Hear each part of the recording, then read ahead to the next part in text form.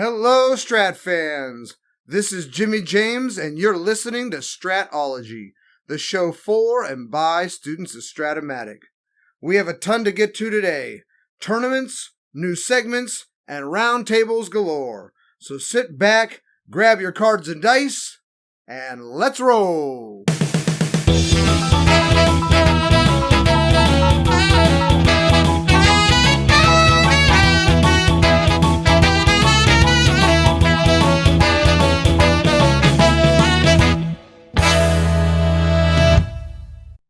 Tournament play.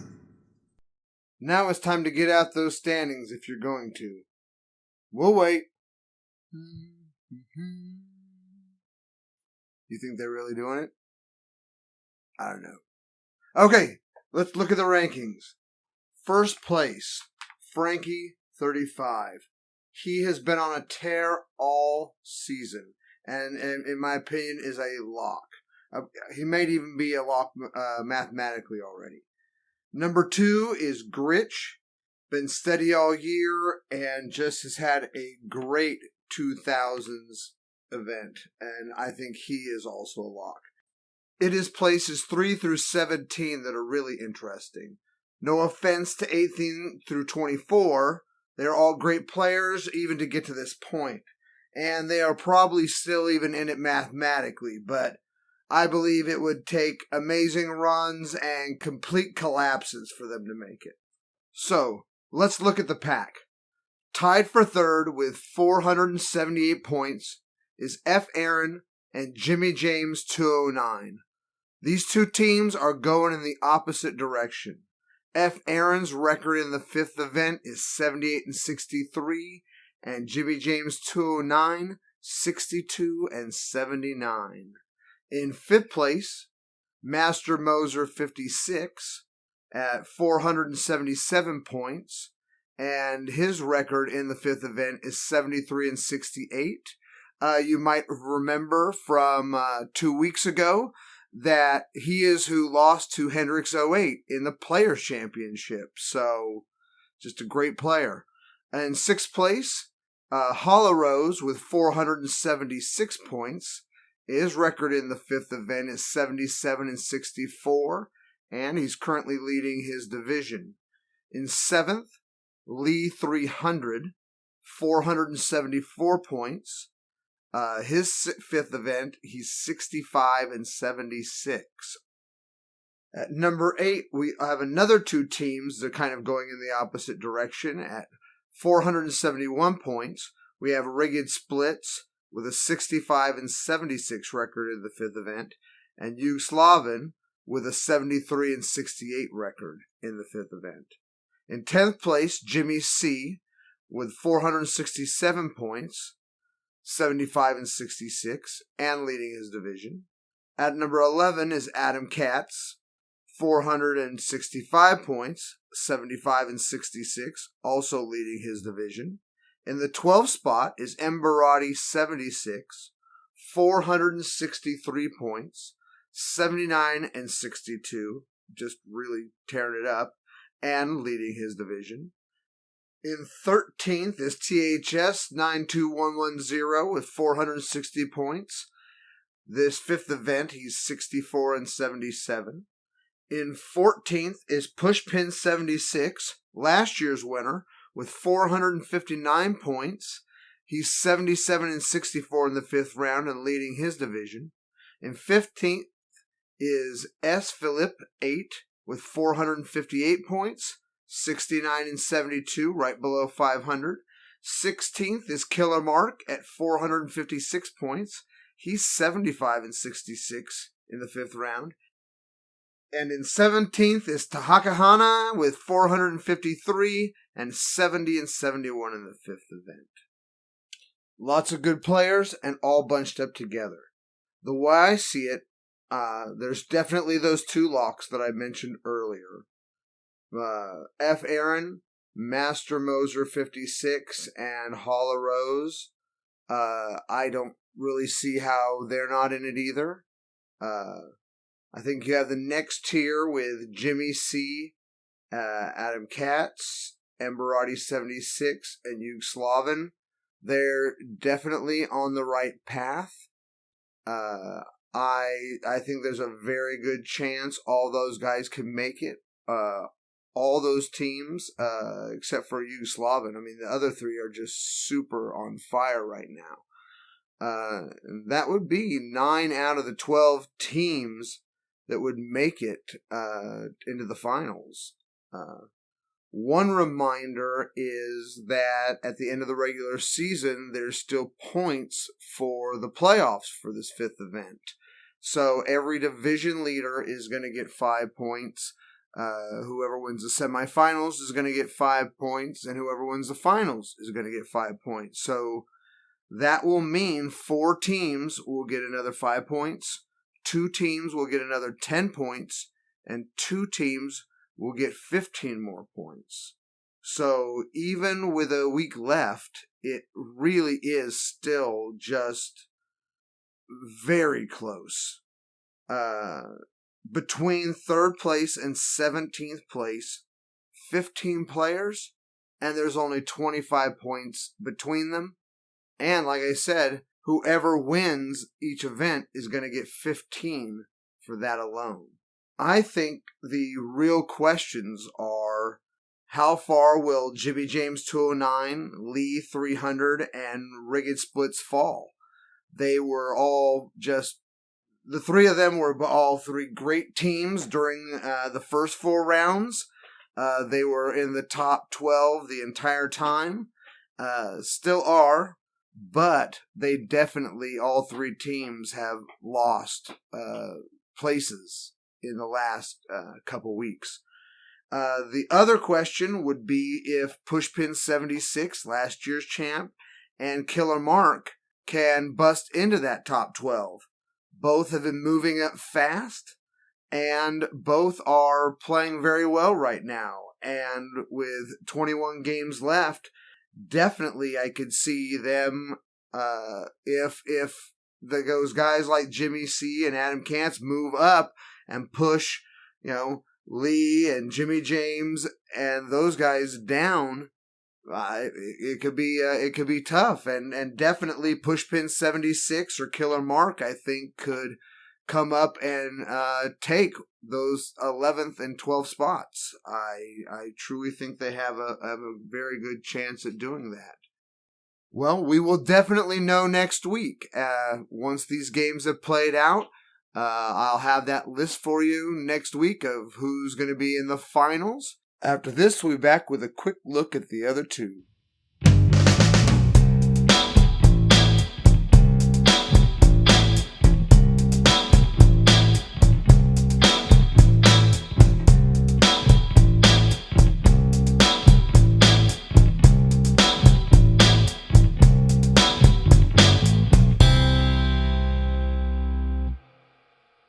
First, let's look at the Barnstormers. The first 2 rounds are done. The 3rd round, everybody is about 120 games in. And the 4th round has just started. Everyone's about 15 games in. In first place is Childs MWC. Tied for 2nd, Ruski and Goff Chile. Number 4, Frankie T. Number 5, Austin M. Davidson. Tied for 6th, our friend Hendrix08 and Dugout. In 8th, Bruce F. Tied for 9th, Mescaton and Springer 0432 to round out the top 10. Next up, the Players' Championship. Event 1 is about halfway done. Event 2 has just started. In first place, Texas Ken. In 2nd, Bob 711. In 3rd, I believe it's pronounced Nurpool. In 4th, Cirrhotic Liver. In 5th is Waynick. In a 3-way tie for 6th, there's Mocha Dog, Chris S., and KLX22. In 9th is Steady Eddie 33, and tied for 10th is JD Clark and Freeman. That is it for our look at the 3 big Strat 365 tournaments. The other thing we'd like to do is congratulate Steve Jarrett for winning the tournament July 2nd in LA and the Western region of the Strat Tournament Players Championship. I again want to stress, go check out their website. Lots of great Strat information and all the information on the upcoming tournaments. August 7th and 8th, the Jasper region has a tournament in Detroit. The August 14th and 15th, the Eastern region has a tournament in Worcester, Massachusetts. And August 28th and 29th, the Western region has a tournament in San Jose. And then, of course, there's the ones for Net Play and Pure Strat that play online. So really, really check them out. I promise you will get something out of it. We'll be back after this with our new segment. Remember, we want to hear from you, whether my secret weapon is, if you've been to a tournament, or the new question we're going to have in our next segment. Give us a call. Our number is 855-888-0096. We would love to hear from you and be part of the show. Back in a sec.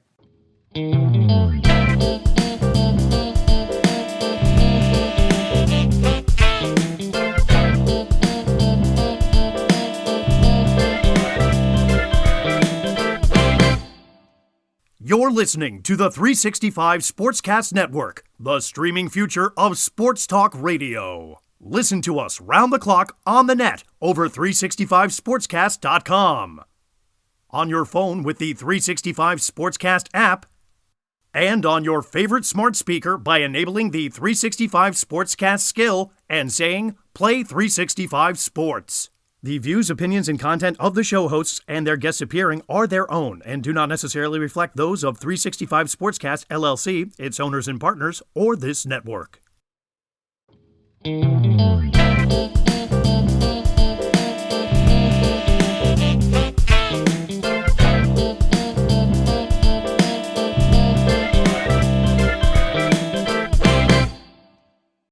Now our new segment, Hometown Rules.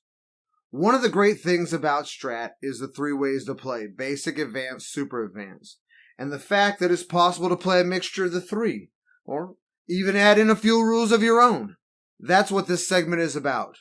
Call us on our 800 number and let us know what your hometown rules are.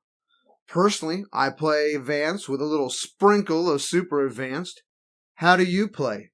Call and leave us a message, 855-888-0096.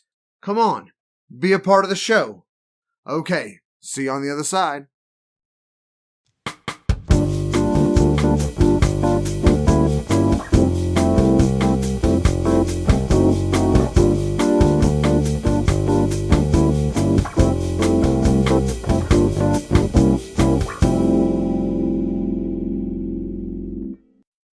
Sir Strat of the Round Table. We are back with our round table. Here with me is Sir Charles, Sir Eric, and Sir Kiko. You guys know Sir Charles. Sir Eric, how long have you been playing Strat? So I got into Strat in the when I was about 15 years old, 84, 85. It must have been 85 because that's the cards I remember starting with were the 1984 set. Just with a buddy from school. He got me hooked on the drug. The 84 set is actually the first set that we ever had too. Me and Jimmy D's. Yeah, I've still got it. I went ahead and ordered it after I played his. I ordered it as a kid, and I've still got the original 84s and collected a few since then. But yeah, it's that's very cool. How about you, Sir Kiko? When did you start playing Strat? Hi guys. So my story is connected directly to the All-Star Disc Baseball Catico. So I'm sure you guys might be familiar with it. So when I was little, we played that game, and up until about 88, I was able to sneak into my dad's cabinet and start getting at his Strat card. So he had the original 61, 62 set, then 63, 64, then 70, 71, and then he had individual teams, got teams from the 80s, like, 80 Royals and Brewers, and then of course the 84 Cubs. So I didn't get my own cards till 90, but I started playing in like 89. And I got access to his cards by sneaking. So I was learning the game through the probability angle of Kiko to begin with, and then so it's been like 32 years. That few kids are the ones who sneak into the closet and get their dad's Strat cards out. That's wonderful. I even brought him to school, which was pushing it a little bit too far. I don't even remember getting in trouble or getting caught.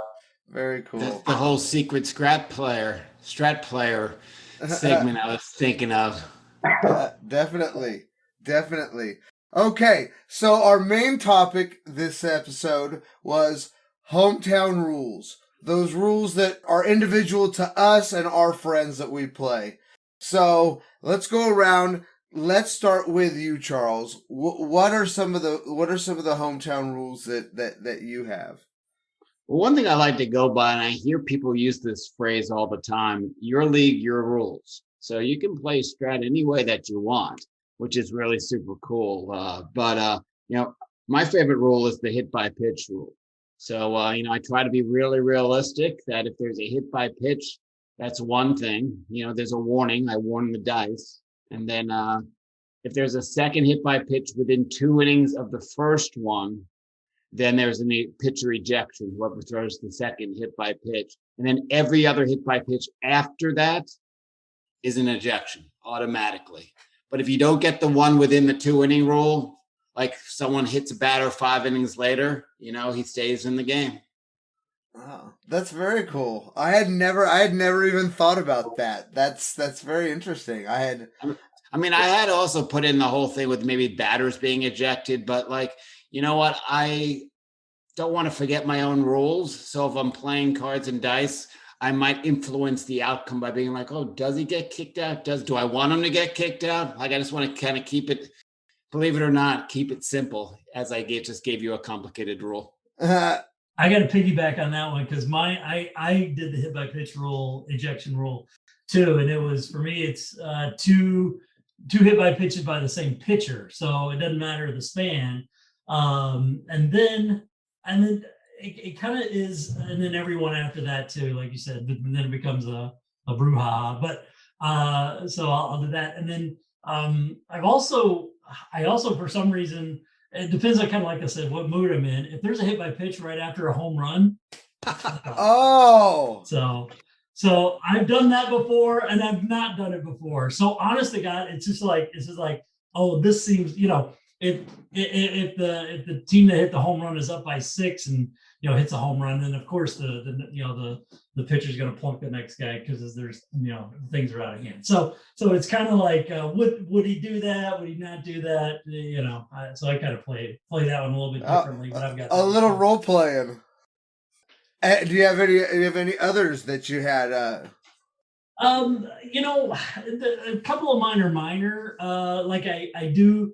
I think with 2 outs, I give a couple of extra rolls or numbers on the safe zone on the 20 die roll, like going to third or going home, because when you're off with the pitch, I think you're only supposed to give them 1 or 2 extra. I give them like 4 extra because you're running. I mean, I can't imagine you get thrown out at third on a base hit to left field if you're running from first on 2 outs. So things like that. I'll stretch a few rules. I don't have anything overly crazy like that. I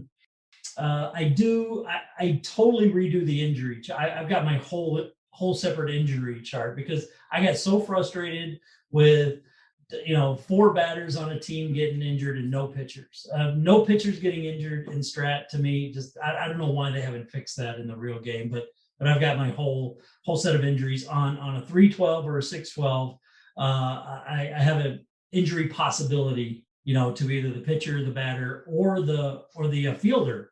I've got the small percentage of injury possibility to the fielder because players run into each other or run into the stand, trip over the whatever. So I kind of redid the injury thing, and then probably the last was more quirky than an actual redo. But I play weather effects because I I really play a lot of 90s stuff, and that's when the weather charts came out, and I was like, oh, this is cool. So it was kind of intricate and fun. So I play weather effects a lot, and then I've kind of expanded on those two. So I've got sort of a separate chart that I do with my chart to see if there's a weather delay or a whole bunch of other things. So I kind of played with the stuff around the rules more than a lot more than the actual gameplay. Although some gameplay stuff I've tweaked. I do basic with a smattering of. Well, you know what? That should be a real, just a quick thing to go through the three of you guys. So, do you guys play basic, advanced, or super advanced, or a combination of the three? Let's start with you, Kiko, real quick, and then we'll come back to talk to you more about your rules. But do you play basic, advanced, or super advanced? When I'm teaching the game, like say to a friend or a kid, we definitely start basic, and that's how I learn. But the leagues that I'm in now, it's always super advanced. But minus the weather effects, and I'm trying to think what else we don't. I think we kind of altered we don't warm up pitchers anymore. So from year to year, the league rules might change. Okay. Well, what about you, Eric? Is it advanced, super advanced? It's basically advanced. I'm sorry, it's advanced. Let's throw the word basic out because I play the back of the card, and then I do some advanced rules like with the steals and whatever. I don't do the pass balls and that, but I'll use the super advanced chart for sacrifices, hit and runs, which I don't play a lot of, but I'll play advanced. I'll play super with some things, but my baseline is advanced. What about you, Charles? I found basic was too basic. I have a nice sweet spot with advanced, and I play advanced pretty much exclusively. Super advanced with my attention deficit disorder, it does not work real well. Like I get really frustrated just trying. I'm sure once I would get it. But you know what? For me, the advanced game, I love it, and if it's not broken for me, then I'm not going to fix it. Well, I think that's one of the beautiful parts of the game. Like Kiko had said, if you're teaching a kid, that you could use that basic set, and then you could actually just take, that one baby step. And here we're playing basic, but let's use the back of the card. Yeah, the righty lefty, and then you can add the next that next level. Is that kind of how you do it, Kiko? Yeah, well, someone mentioned steals, like supplementing rules one by one as you teach the game. And now you guys just reminded me that in our league that we've been playing for 16, 17 years, we don't use the wild pitch and pass balls. I would have forgot to even mention that. I do want to mention, you didn't ask me yet about our house rules. I do want to mention something that's really unique and really cool. Oh yeah. Well, that's what we should go. I want to go into next, Kiko. What you had said to me before that you guys play in a long-standing league. You've been together for 16 years. It's a keeper league where so our super draft involves all rosters. So if I pick Babe Ruth, I have him for his entire career. If I pick Willie Mays, then he gets slotted in the roster, the all-time roster. So when you make picks, you have to look at time, a decade at a time, or what positions are filled, so that the roster isn't all the way complete because we've only played all the 80, we played some 90.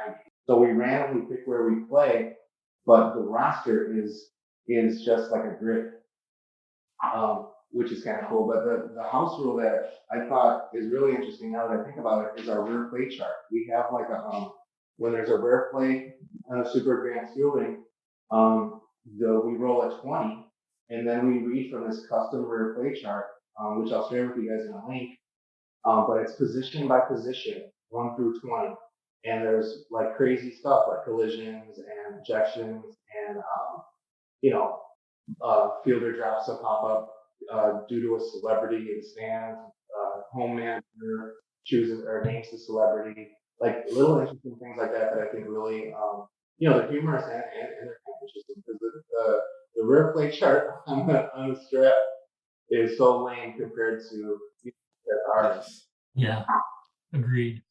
Yeah, I mean, I always do some hometown rules with about capping innings and at bats. I don't replay seasons, but I always will calculate current plate appearances divided by the games times 162 to avoid like just teams getting an unfair advantage by overuse of especially guys in the bullpen or guys off the bench that at 100 at bats, should not have 400 at bats. Yeah.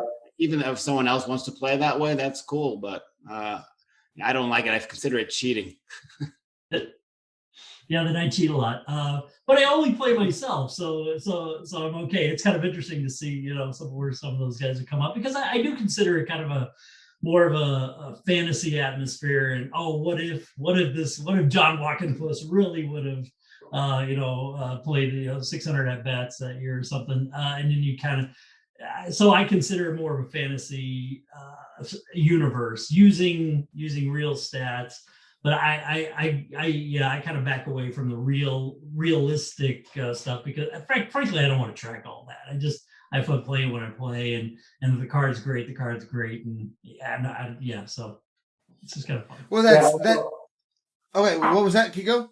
Yeah, also on the at-bats thing, for us, we've done it before where you try and accumulate to track the at-bats and innings for the whole season, which becomes annoying because some people don't keep up on their stats, and then that gives them an advantage. But now we've changed the rules over the years to where it's series by series. So if I'm playing a 1-game series, 2-game series, or 3-game series, there's a chart that we go to for the amount of bats that a player gets, and then we do something similar for innings.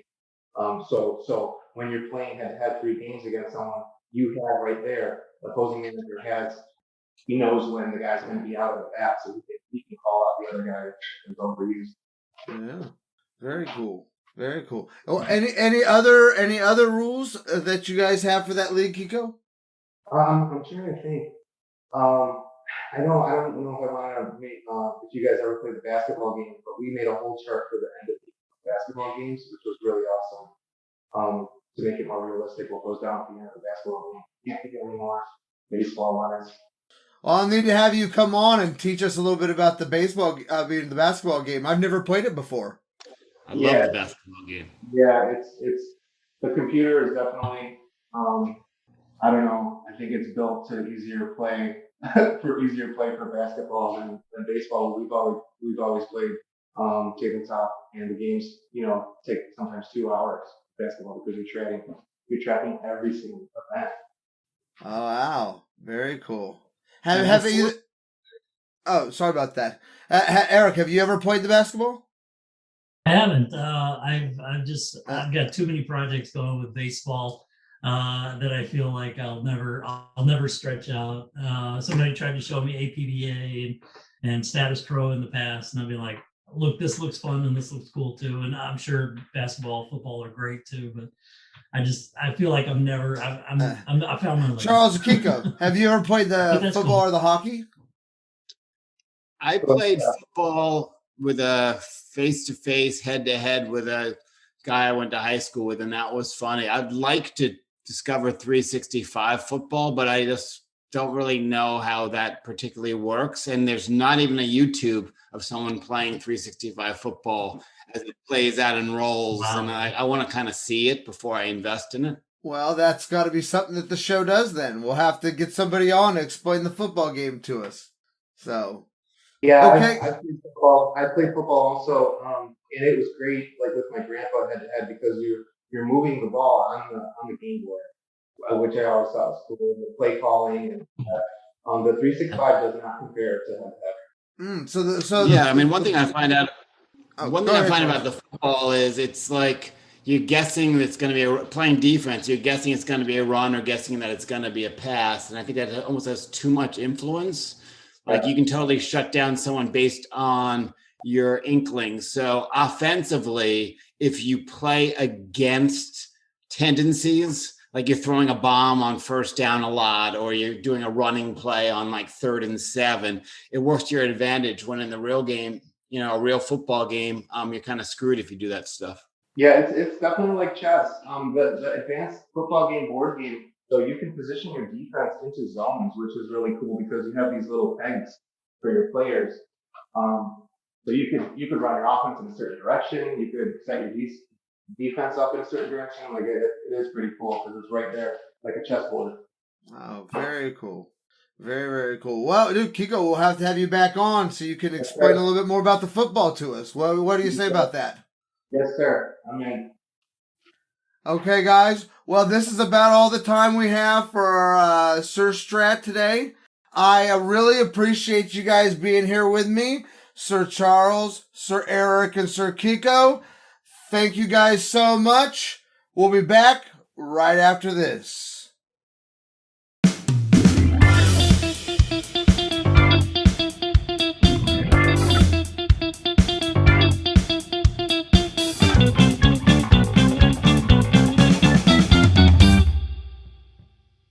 You're listening to the 365 Sportscast Network, the streaming future of sports talk radio. Listen to us round the clock on the net over 365sportscast.com. On your phone with the 365 Sportscast app, and on your favorite smart speaker by enabling the 365 Sportscast skill and saying, "Play 365 Sports." The views, opinions, and content of the show hosts and their guests appearing are their own and do not necessarily reflect those of 365 Sportscast LLC, its owners and partners, or this network.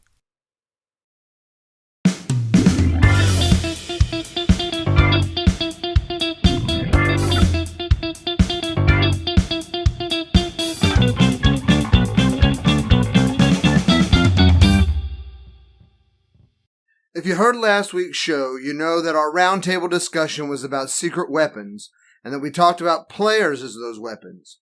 But there was a part 2 to that discussion that we didn't have time to air last week. The second half of the My Secret Weapon Is discussion was on strategies, and I think it contains a lot of good info, so I wanted to share it with you now. So, this is Sir Strat of the Round Table. Part 2. My Secret Weapon Is Strategy Edition. Back are Sir Charles, Sir Peter, and Sir Dave. Okay, so now let's go on to concepts, as secret strategies. So hey, let's start with you on that one, Dave. Okay, well, one of mine, I guess these aren't going to be secret anymore. But don't give away too much. Actually, give away too much. So yeah, I guess it's really. We don't have to agree with it. People may look and see holes in it, and who knows? But one of the biggest things I look at is clutch hitting, and here's why. You can look at the clutch hitting like we just did the all-time greats, and my team was 4 for 12 for the entire year.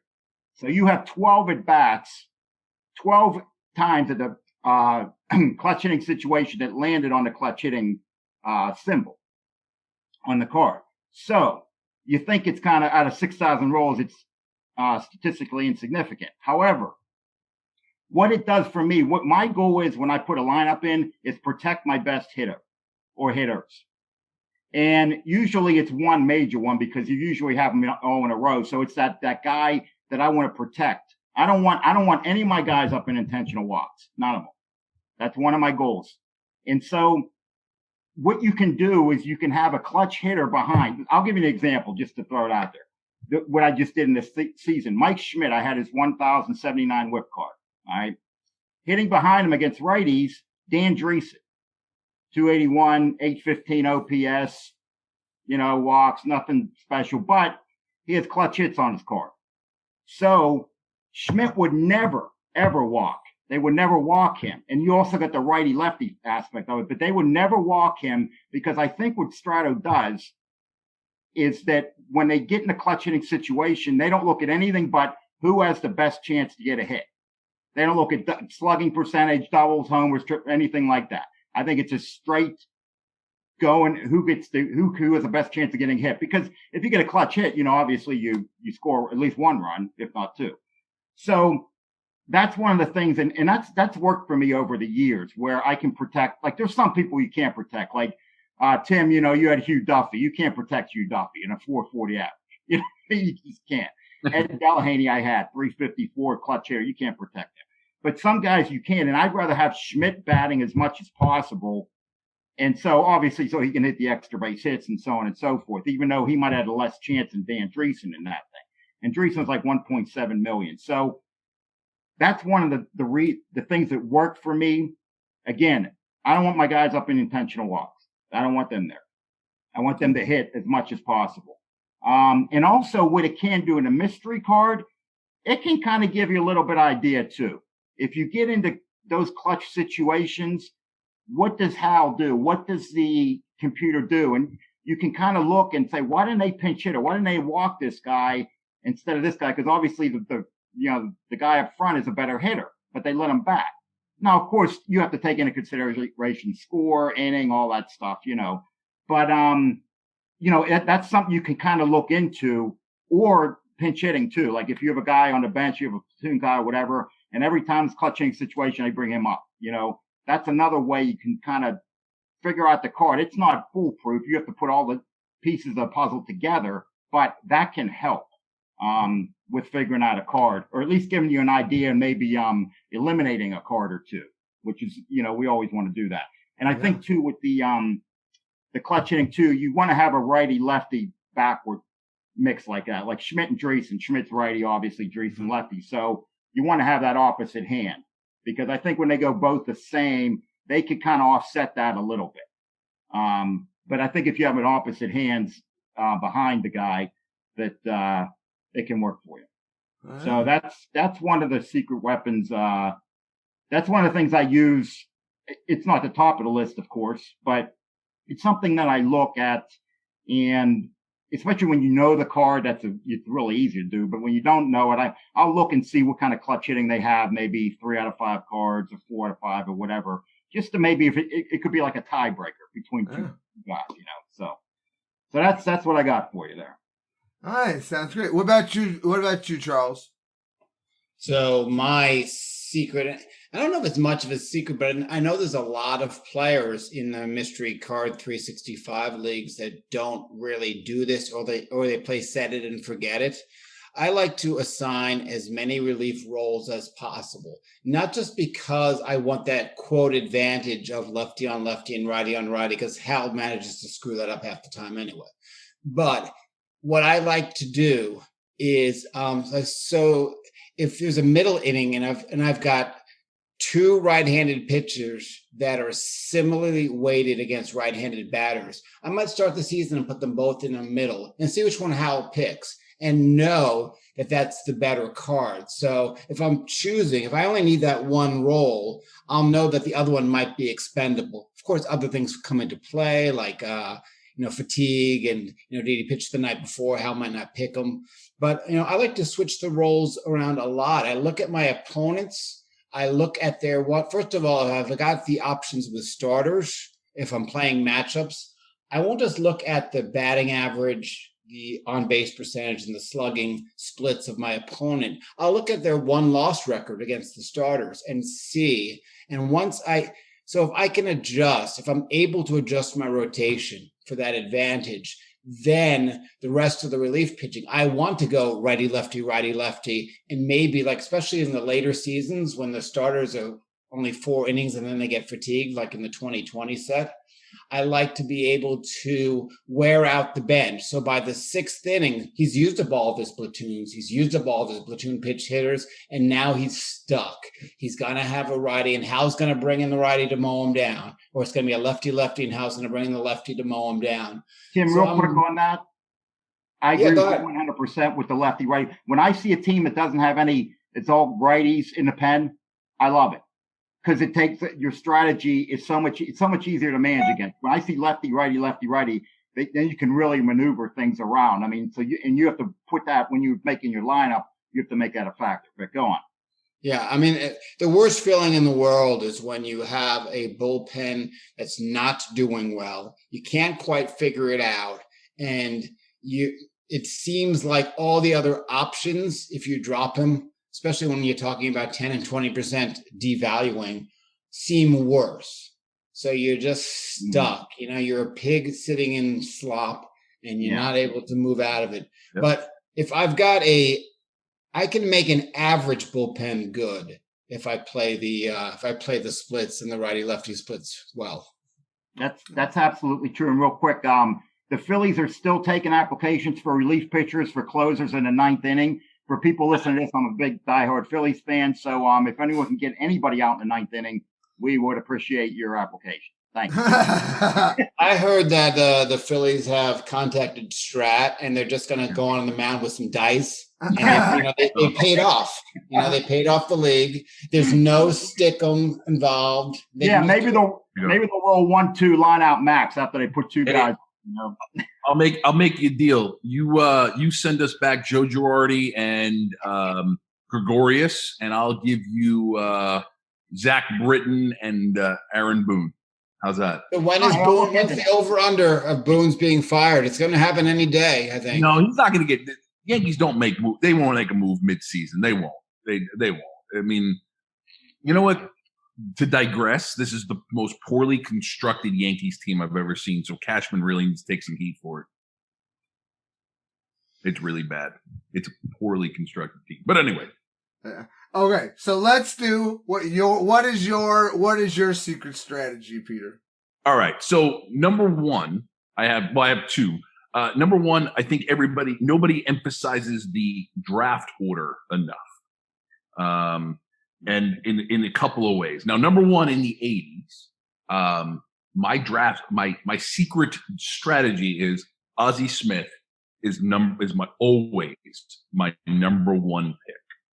Now, I learned this the hard way by not having him the number 1 pick, but every time I've had him as my number 1 pick, I've ended up with one of the top teams. If you get one of Ozzie Smith's best cards, or great cards, which are 3 out of 5, the other 2 are okay at best. You are set at shortstop, which is very important in the 80s. It's going to make your pitching staff, whoever you choose, that much better. And he'll hit 300 for you. He'll steal 100 bases for you, and he will just ignite your offense. And too many people will not understand the importance of that position, specifically in the 80 set. So that is my first kind of concept. And then my other thing on drafting is the way I construct my teams is I essentially build my starting 9, or I build my starting rotation, and then I take my top relievers, and then of course I build my starting 9, and everybody else is sort of just on the periphery. I don't necessarily care about my bench player, but what I'll do is I'll actually rank my non-starters in an order in which I think I won't get them. So I will get my top starters, I'll get my top relievers, but I'll never get so many players where I'll be really low on the waiver order. So the guys that I've drafted that I don't necessarily care about, I may not get them, but it's not going to where I'm going to get the pick.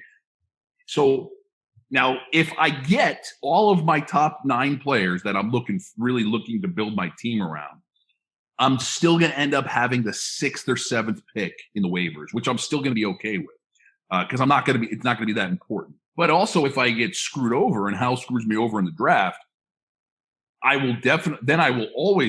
have a top 1 or 2 pick, and I can really readjust my whole strategy really quickly and turn on a dime. And again, people, when it comes to the draft strategy, nobody really and people don't emphasize it as much. They just, in 12-team leagues, if more likely than not, if you don't pick, if you don't get your picks, there's still going to be plenty. But, as you guys know, waiver order is everything when it comes to fixing your team if your draft doesn't go that way. So I will definitely make sure of those orders that way. Now, the other one is it's not necessarily a secret, but if any, you guys have all played with me and you all know that relief pitching is a huge piece of my strategy. But I think a lot of people, what they'll do is they will get hung up on starters and they'll get hung up on some flashy positions. shortstop, center field, right field. So, those power positions, those, I very often, I will build my teams around my middle relief. Guys like Rob Dibble, Mike Adams. I will use, I will a lot of times draft I will draft 3 top flight closers. And that way I doesn't really, regardless of who I get in my as a starting pitcher, I know that my fifth, sixth, seventh, and eighth innings are usually taken care of. And really, when you're thinking about any sort of baseball game, whether it's Strat-O-Matic or professional baseball or wherever it is, if you can take care of those key innings and you can hold an offense scoreless, or at least to one run in those crucial innings, more likely than not you're going to have a winning team. And I have seen in especially in our 2014 league an emphasis on relief pitching.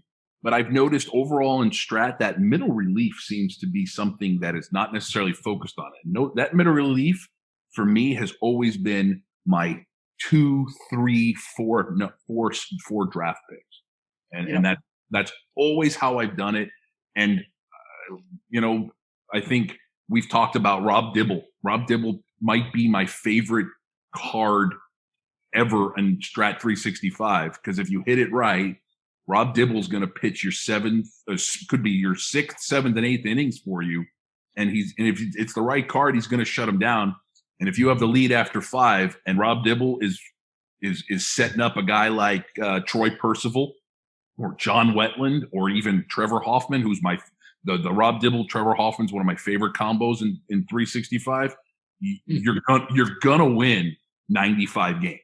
It's just going to happen. It depends on the stadium, you're in. Sometimes, Hoffman does have a few hits. So sometimes when you pick, I'm a big fan of Kauffman Stadium. So you're going to get your Trevor Hoffman's going to blow some saves with, 3 straight singles from, ballpark singles. But more likely than not, you're just unhittable. And again, it's not necessarily some Rob Dibble and Trevor Hoffman aren't necessarily surprises and secrets, but most people don't think about them until the 10th, the 8th, 9th, or 10th pick. And again, I think on a whole, draft order is so important. Peter's strategies are great because they're not a secret. Like, I've played many leagues with Peter. It's always like the same players, the same setup, the same build. And in general, it's really, really successful. Like, it's coming. It's kind of like Mariano Rivera. The pitch is coming. What are you going to do? Yeah. I definitely agree. People don't put enough emphasis on the filling out the bullpen. Kind of to combine that with a little bit about what Charles said about the platoons, one of the things I like to do with my specialists is have them offhand specialists. So if they're my lefty specialist, they're a righty. With that, just you get one of those years where they just kill lefties, and then when they go to flip them, it doesn't flip; they stay in, and I get the killer matchup. So that's one of those. That's one of those. And that'll be with the 2020 set. Now that they have to have phase 3 batters. That probably would change my strategy there a little bit, but right along those same lines is you can keep that guy in against the right hitter, and how won't switch out that pinch hitter for the other guy. That platoon, he won't switch to platoon. I'll still get to go against the handout that I want with that pitcher. So to expand on Peter's strategy, when I was thinking when you were talking about the relievers.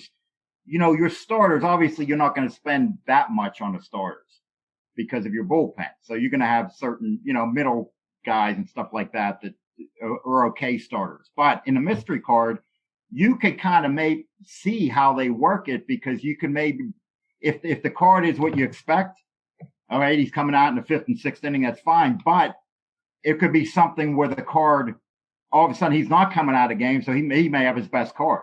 So in other words, you put him on slow hook and stuff like that for that particular guy, and it gives you an opportunity to get lucky. so to speak. Yeah. You know, because you're concentrating on the bullpen, but these starters may be good too, so you can, you know, work with them as well if you get the best card there. You can find that out, in other words. So. Wow, dude! Thank you guys. This has been a great roundtable today, man. We went over a ton of different stuff, man, and it was all. I think we got good strategy in, and we got good nostalgia in. So. And yeah, one more thing I want to add is okay. Patience. Patience. Yes. People, I think sometimes people try to go 162-0. Not going to happen. You know, it's okay. You know, if you go, everyone's going to lose 7 out of 10 or 8 out of 10 or something like that. Things aren't going to go right, just like real baseball. Don't panic. Just have patience. It's a 162 game season. And even if you start out bad, just, you know, stay the course. And you don't have to cut your whole team if you start off 5 and 10. So. Yep. In mystery, if you're going to cut somebody, make sure you know your 95% cut date. And after that, you got to understand that it's all about strategy after that point. If you have a player that's not playing well, and, you know, a guy like Tony Phillips, if you don't have one of his, 400 on base percentage years, he's playable, but you got to learn how to play him right. And dropping him for somebody you're just going to start spiraling down, and patient. Dave said it best. Patience is best. Otherwise you're chasing your tail. You're always looking for that hot card. You're impatient, and it works to your advantage the other way too. I had Craig Counsell, whose first 40 at bats was betting close to 400, and at his 100 at bat mark, he was betting 210. So yeah. He's not his good card, and then bring on Robbie Cano, baby. Someone cut him. Yeah. I had that with Pokey Reese. I was hitting 400 with him, and I was like, well, I've got to have that, that 340 on base percentage year. You know what? I can live with that. And then he got injured, and it was not that year. I was getting some luck with that card there at the very beginning, and it was a catastrophe. So, definitely you have it. Stay in the course, especially once you get to that 10% drop. That's just a lot of times it's hard. If you're not playing in a mystery league, there's almost no player that is worth a 10% drop. Yeah. Unless you have the wrong guy for the wrong park, and you just got like a reliever that's getting shelled because he's giving up all the home runs because he's got so many home run checks. Unless it's something radical like that, there's almost never that a 10% drop will give you that return on value. 20% after in the second half of the season, 20% drops. I mean, there's nothing close on a 20%. Right. I agree. So, okay, guys, I really appreciate it. That's it for Sir Strat of the Round Table. Thank you, Sir Dave. Thank you, Sir Charles. Thank you, Sir Pete. I'm Sir Jimmy James, and we will be back.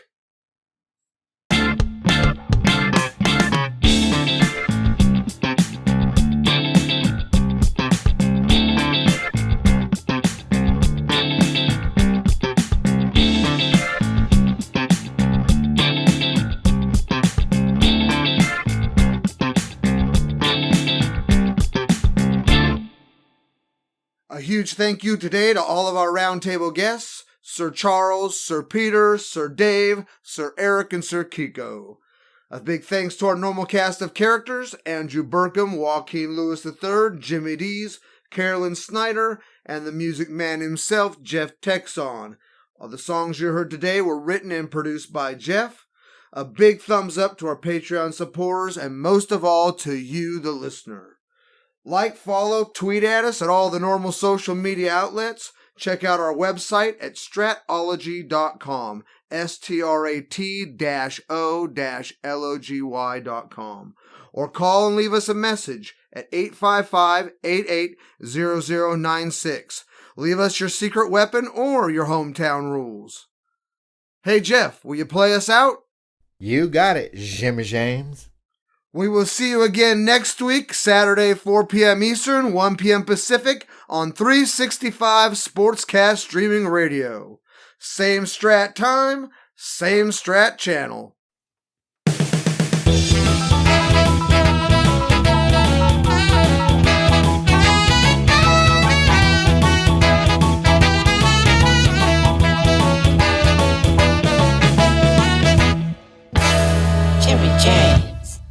You're listening to the 365 Sportscast Network, the streaming future of sports talk radio. Listen to us round the clock on the net over 365sportscast.com. On your phone with the 365 Sportscast app, and on your favorite smart speaker by enabling the 365 Sportscast skill and saying, "Play 365 Sports." The views, opinions, and content of the show hosts and their guests appearing are their own and do not necessarily reflect those of 365 Sportscast LLC, its owners and partners, or this network.